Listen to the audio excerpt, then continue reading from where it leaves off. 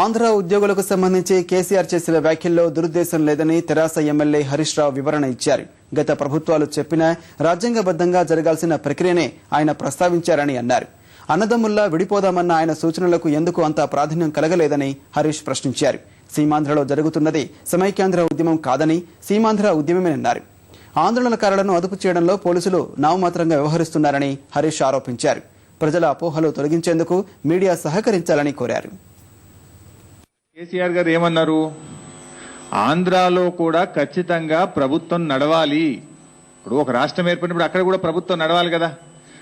So సహజంగానే అక్కడ ప్రభుత్వం నడుస్తుంది గనక, నడవాలి గనక ఉద్యోగులు ఇక్కడ నుంచి వెళ్తారు. There is a process, established system ఉంది, ఒక విధానం ఉంది, దాని ప్రకారంగా వాళ్ళు వెళ్తారు. ఆ ఖాళీలో మీకు ప్రమోషన్లు వస్తాయి, మీకు ఉద్యోగాలు వస్తాయని తెలంగాణ ఉద్యోగులు కేసీఆర్ గారికి అభినందన చెప్పే సందర్భంలో ఆ ఉద్యోగులకు చెప్పినటువంటి మాట, అందులో దురుద్దేశము లేదు, ఉద్దేశపూర్వకంగా చెప్పింది అంతకంటే లేదు.